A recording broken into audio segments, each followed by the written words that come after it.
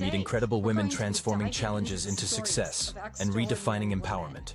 Who are rewriting the rules, shattering expectations, and refusing to fade into the background. Empowered women say no to being defined by their challenges in a world that tries to silence and sideline them. She Wears Boldly celebrates the remarkable journeys of women who have transformed their struggles into stepping stones to success. So grab your coffee or tea, settle in, and get ready to be inspired and fired up. Hello, everyone, and I hope you're having a great day. Today, She Wears Boldly welcomes to the stage Eva. And Eva is going to tell her story and what she does. And I heard you had a sick kid, so thank you for showing up and being here. See, life has a way of doing that, right? Okay, Eva, take it away. Oh, thank you, Deborah. It's a pleasure to be here. So thank you so much for inviting me. Yes, where to start? Well, I am a craniosacral osteopath and a vitality guide, and I love to talk about vitality and our body and to share my story of how I healed myself from chronic illness to creating my dream life that I'm doing today. And I think this is important because there are so many women who lives with chronic pain and fatigue and things like that. And when you've been living with that for a while, you start to believe that there's no hope, that there is no cure and that you can't be better. And I want to show you that there actually is a way to be better. So yeah, for me to go back, I have been living with chronic pain since I was 17 years old. I started to have these very heavy menstrual cramps, and it turned out to be endometriosis. When I was 23 years old, I got the diagnosis. And I remember when I was lying on the kitchen floor and I was lying in fetal position and I was in so much pain I couldn't move. And I was like, what do I do? Well, I was put into menopause for 6 months, and that eased the symptoms a little bit. But at the same time, I started to have different symptoms instead. I started to have pain in my hands and my legs and my hips, and it just grew more and more. And no one knew why. The doctors couldn't tell me, and I didn't know either. And every time I tried to do something that would be better for me, my body got worse instead, and I couldn't realize why. At the end, I had burnout as well, and when I became, a few years later, I got a fibromyalgia diagnosis as well. So I was living with pain 24/7. I was so tired that I barely get out of bed in the morning. And well, nothing I did worked. I just got worse and worse all the time. And I remember when I was 36 years old, and I was at the doctor's, and at this time my son was 3 years old. And the doctors told me that there was nothing to do, that I needed to face the fact that this was my life. And I just felt devastated. I was 36 years old. I had a 3-year-old son at home, and I couldn't play with him. I didn't have the energy to be, when you're in pain all the time, you're so cranky and you're not fun to be around at all. And I just felt such a pain in my heart because I wanted to be such better mom to him. I felt that he deserved much better than that. And I remember it was a couple of weeks after being at the doctor's office, and I remember I was lying on the couch beneath a lot of blankets, and I was freezing like I always was. And I was watching my son when he sat playing with Lego on the floor, and he looked so peaceful, and I just felt, my heart was breaking. And I just felt, I can't accept this. I can't accept that this is how my life is going to be. And at the same time, I started to remember all the dreams I had when I was young. And I remember that when I was 16 years old, I had this thought of, when I am lying on my deathbed, I don't want to have any regrets at all. I want to have been traveling the world and experienced everything that I wanted to experience in life. And when those thoughts came back, I was like, no, I really can't accept this. Not for me and not for my son. And the biggest question I had was, why am I ill? Because no one could could tell me. And I was like, if I don't know how or why I am ill, how can they tell me that there is nothing to do? And that is when I decided to search for the answers myself. And I began searching and reading and yeah, doing like reading research and watching videos, and I found my way back. So step by step, I actually found my way back to reclaiming my life and my vitality. So I started with I found it was actually a coincidence because at the same time, the town where we were living, they opened up a new yoga and meditation studio. And I went to their, or what's it called? Their, like the first day they are open, they have this, I don't remember the word today. Well, I went there anyway, and they had this yoga for stress relief. So I wanted to start with that, and I did. And for every time I was there, I felt more and more connected with myself. And I went from feeling that my body was my worst enemy to asking myself, what does my body need in order to feel better?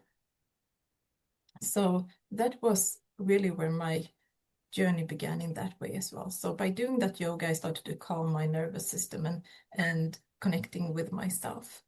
And then I realized that I have a lot of inflammation in my body. How can I lower that? What can I do? And that is very common for when you have chronic illness, that you have a lot of inflammation in your body. And I realized that we have so much toxins in our body and waste products and all of those things. And our body isn't made to cope with all of that we have been surrounded with today. So I started to gently change my diet and to detox. And actually from the day when I started, it took me 6 months to be pain-free by changing my diet and detoxing gently and supporting my organs as well. So that was, for me, I felt it was amazing. I felt that I got my life back because I could move and I could play with my son again. And it was really such an, yeah, it was just so amazing to not be living with pain anymore, to be able to get out of the bed in the morning without taking 10 minutes to actually get my body with me. And yeah, it was just such an amazing feeling. And at the same time, I found craniosacral osteopathy. And the philosophy in that is that the body is healing itself all the time. And that when it's just that there is a lot interfering. We have these traumas and emotions and things like that in our body that interferes with that coherence that we have, with that innate ability the body has to function properly. And when you invite the body into stillness, the body can start to release all of those things that we have stacked within us. And within that, the deep healing occurs. And the body finds its way back to the original where it heals itself. And that was, I was in such awe when I found that. And I felt that I've come home because that was something that I've had this feeling all my life that we are connected in some way, but I didn't know how. I couldn't explain why. But when I found the craniosacral therapy, I knew that this was the way I had felt it, that this was it. And that has been so helpful for my own journey. It has been so helpful for my son as well. And I see it with my clients all the time too, how it gives them their life back. They feel so much more like themselves when their body comes back to the original. So it's just amazing how the body works. So that is, yeah, my past in a few minutes. Yeah, I think a lot of women are resounding with this. I know I went through different periods, and the doctors always said, we have no idea why. Yeah. You know, many times I've had people say that on the podcast too, women. It's just like, why don't you know what's happening to women bodies? You know, if it was a man, I think they might have taken it a little more serious, but that, you know, they're like, well, maybe you're just stressed, maybe it's in your head. You know, I actually had those things said to me. and I know other women that have. And that's a shame because we do have things like that happen. And you're not alone. There's many of us have been through a lot of different things with our bodies. So, what would you say to someone who's struggling out there right now to give them hope and be their coach right now and encourage them? That is a good question. Yeah.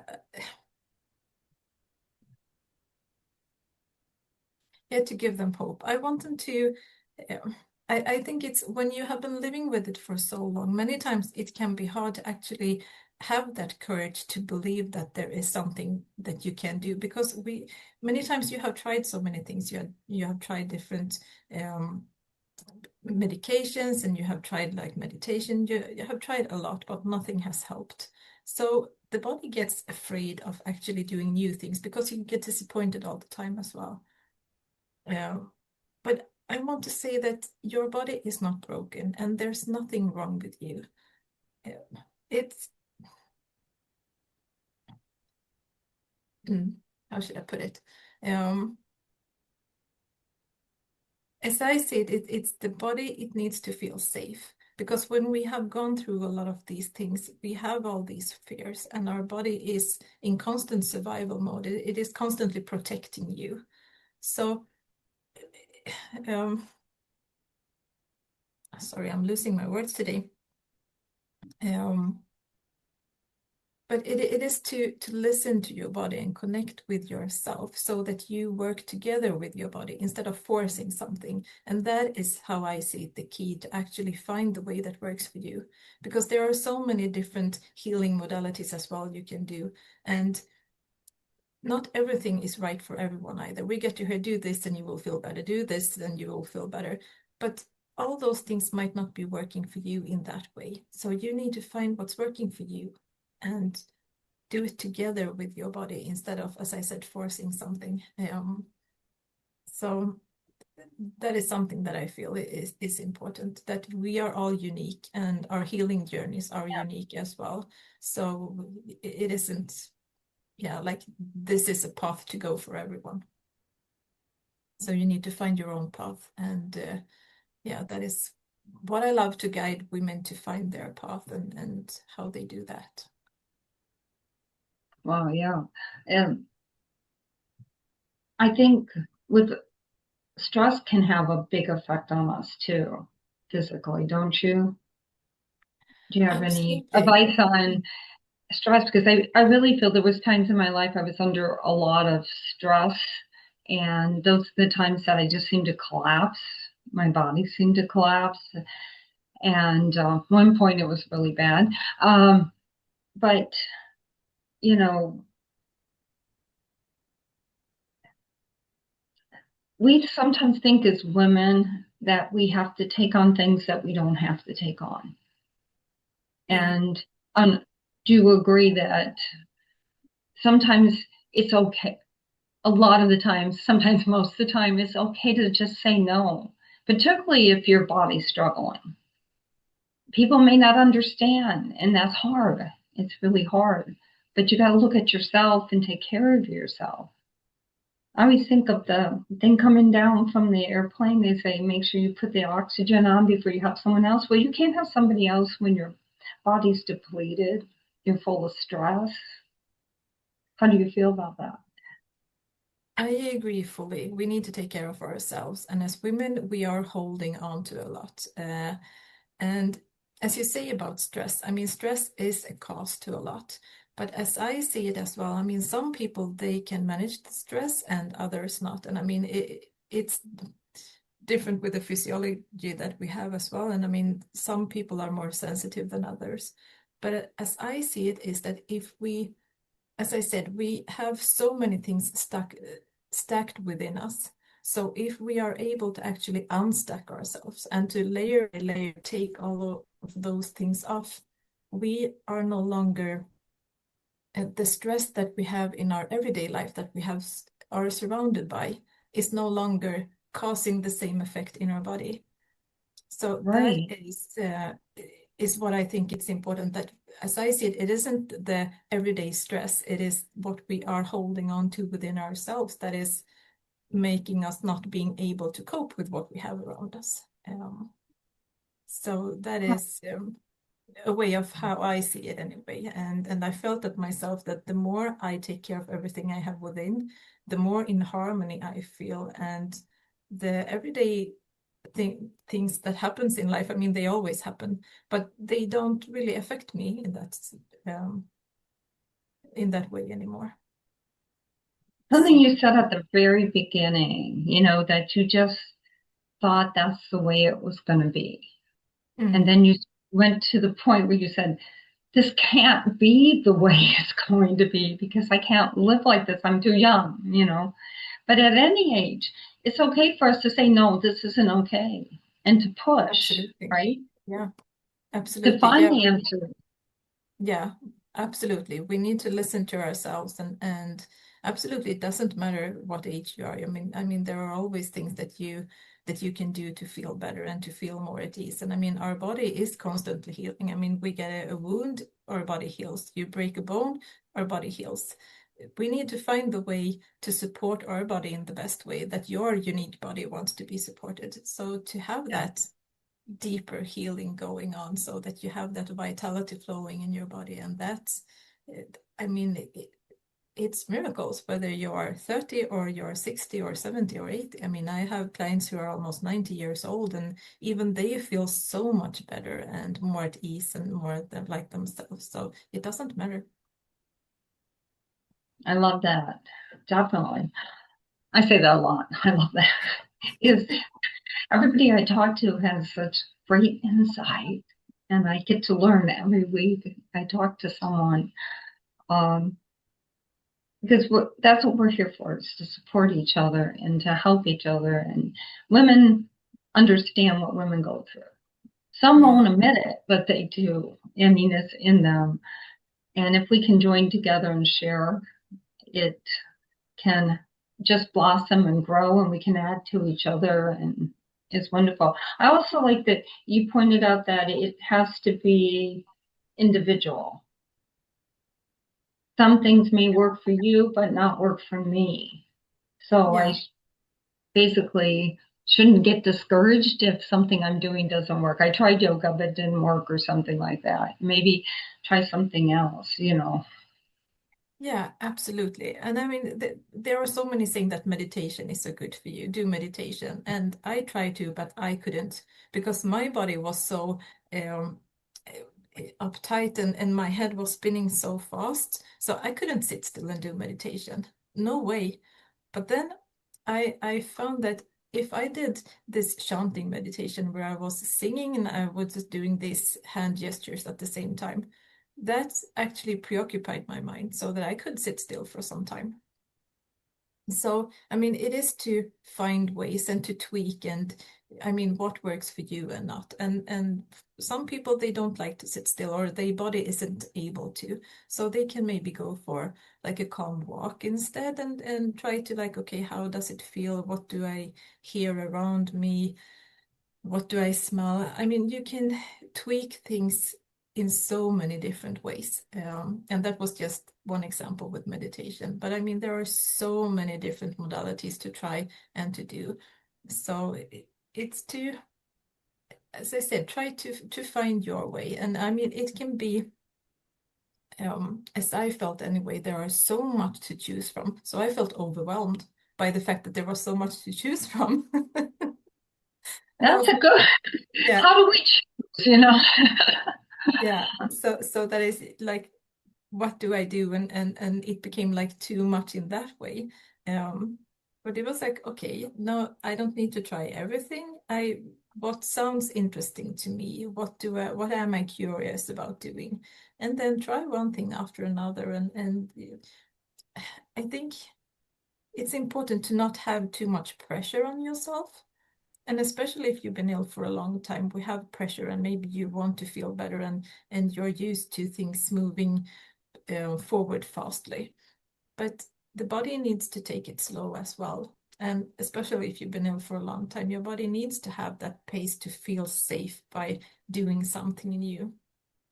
And that is the thing as well. If you try a healing modality, whether it's like sound healing or meditation or yoga, at first, your body doesn't know what it is. It usually feels unsafe doing that. So it can be like, whoa, whoa, whoa, no, we're not doing this. This isn't good for us. And you can have like more anxiety maybe, or feel that you feel worse in different ways. But it's your body saying like, okay, what are we doing? This isn't good. I mean, your body is living in survival. It is fearful to everything. So it's like, whoa, whoa, whoa, hold your horses, take it slow. So no matter what you do, it's important to let your body lead and to give it time to actually feel like, okay, does this feel good? Is this something we want to do? And yeah, take it slowly and be patient in that way. So I decide to do this yoga thing or something, and I tried it the first time. I thought, oh, bad, right? How many times do you recommend trying something before you just say, oh no, and push it aside? That is a really good question. A few times anyway, like 3 to 5, I would suggest, or at least, I mean, after 3 times, you should feel if it's actually something that starts to feel good or not. But yeah, not to give up too easily. And that is as well to listen into your body. And as I said in the beginning, when you actually start to communicate with your body, you start to understand what it wants, and it will be easier and easier as well. But yeah, in the beginning, it can be a bit difficult since you're how should I explain? I mean, for me, at least when I was ill, my body was screaming at me. As I see it, pain, for example, it's a message from our body that there is something there that needs to be released, that needs to be seen and taken care of. But I didn't do that. I didn't listen to my body. I just went on and on. So my body was screaming for attention. It was screaming for help. And that switch can be a bit tricky actually when going like when is your body actually crying for help and when is it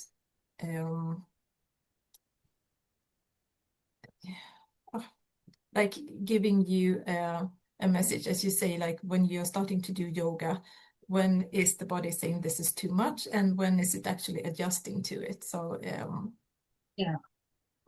Oh, it can be a bit tricky, but yeah, it's to be patient and to listen in. And if you start doing something new, take a couple of minutes afterwards and sit with your body and just let whatever wants to come through. And usually some words comes through and it was like, okay, this is good or this is not. And just sit with your body and feel what it wants to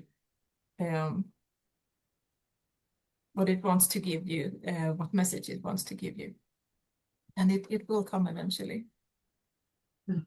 What would you say to someone, and us women are really good at this, who's feeling guilty about taking the time to do all this and take care of themselves? Because somehow we got some message somewhere I think back in the caveman day, that we as women need to take care of the family, need to take care of the house, need to take care of everything and everybody. And to take care of yourself became less of a priority as we've gone along over the time.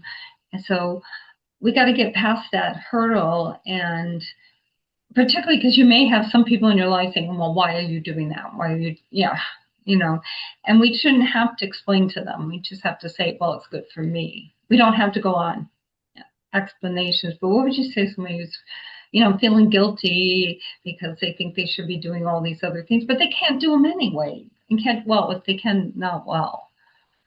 Yeah. Yeah, that is so important, as you say, to take care of yourself first. And I've been there. I know how it is to feel guilty that you actually take time Yeah, for me yourself too. because you want to be there for everyone else and take care of everyone else. And all of those things. But it was, as you said earlier, that, I mean, when you're in an airplane, you need to put your own oxygen mask on first in order to actually be able to help others. So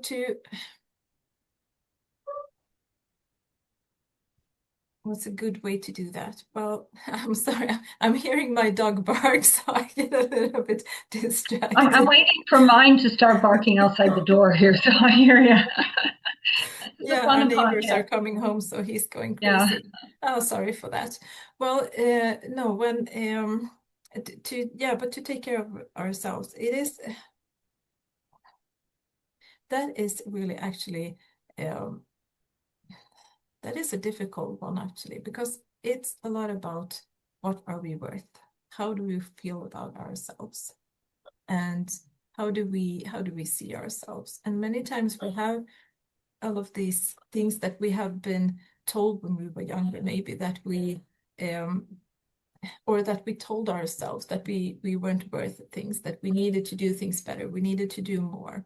And as women in this society as well, we have this. I mean, as I said, I mean, before we were like home and we took care of the family and kids, and today we are working, and at the same time the family and kids are often our responsibility as well. So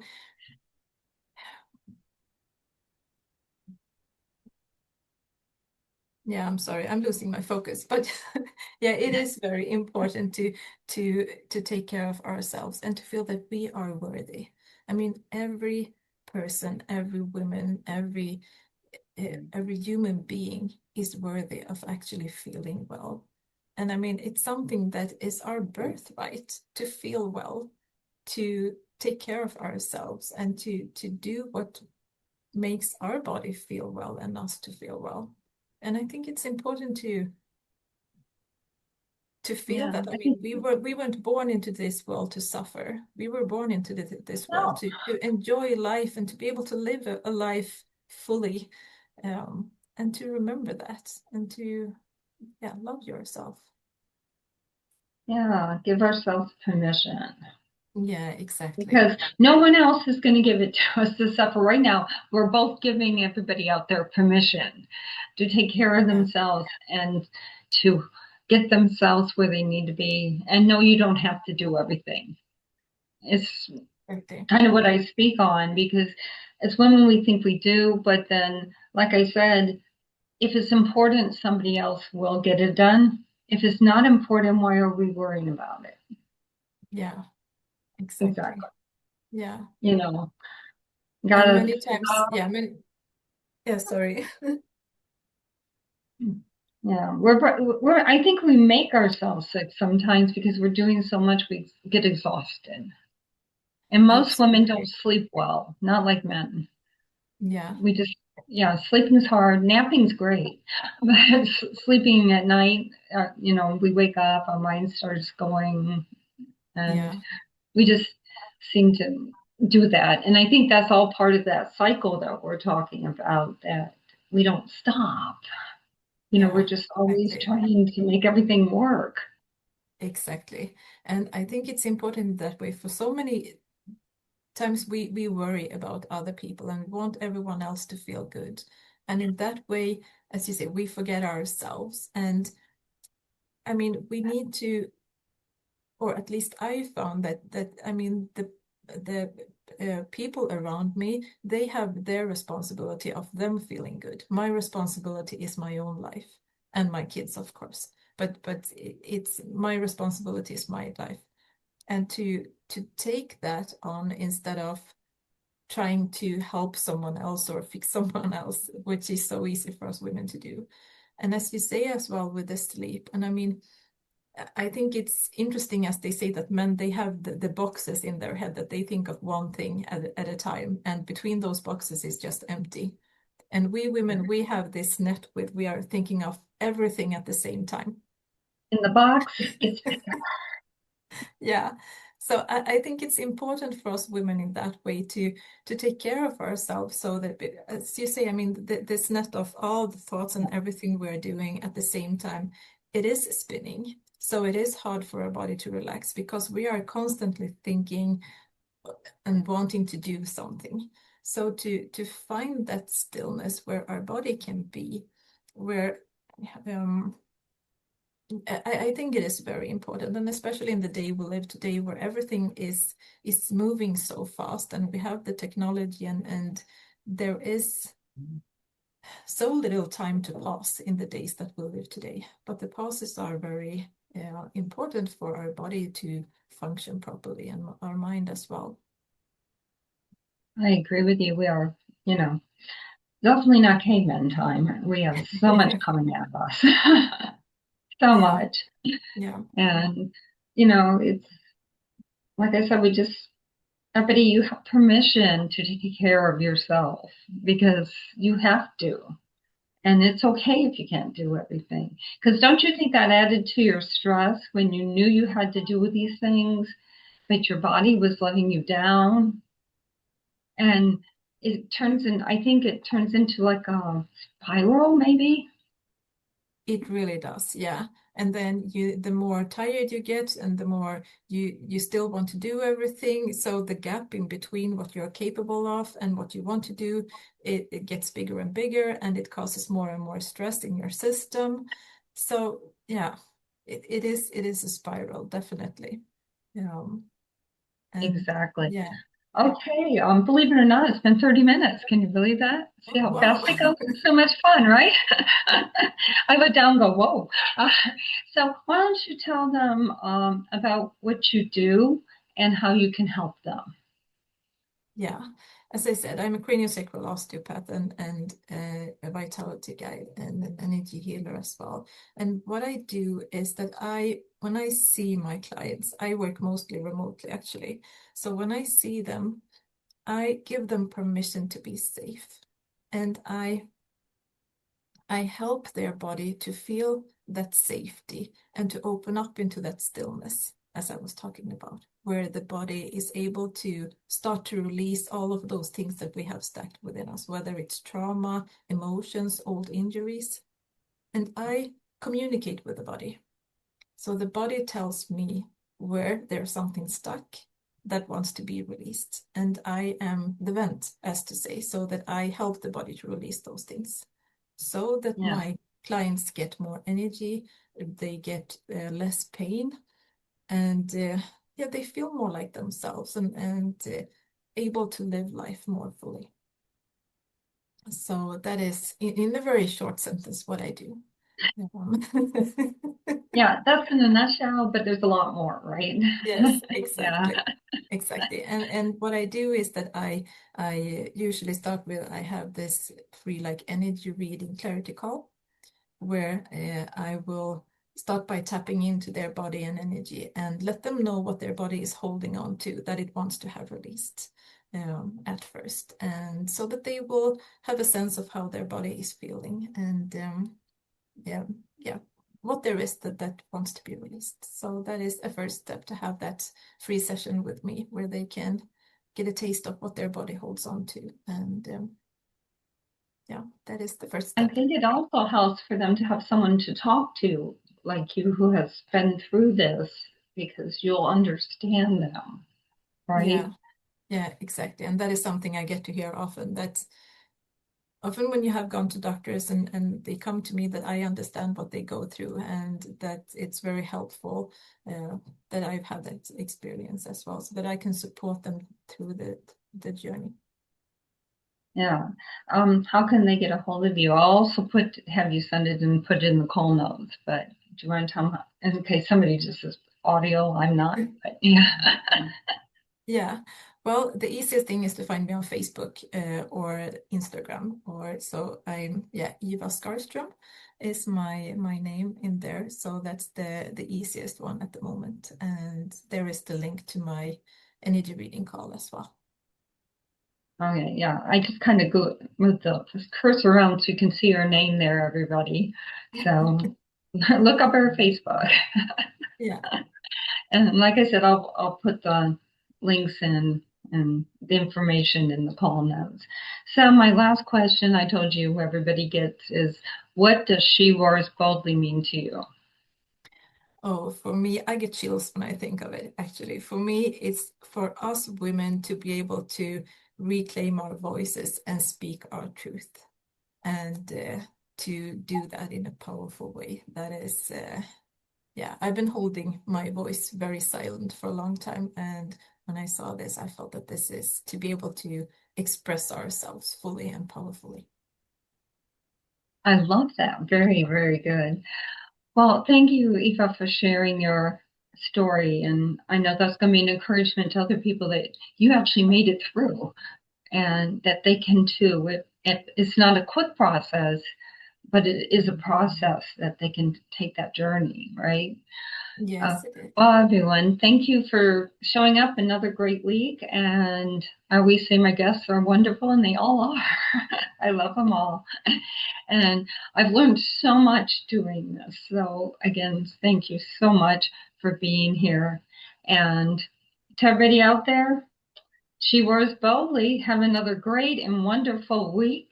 And I look forward to working with you next week again.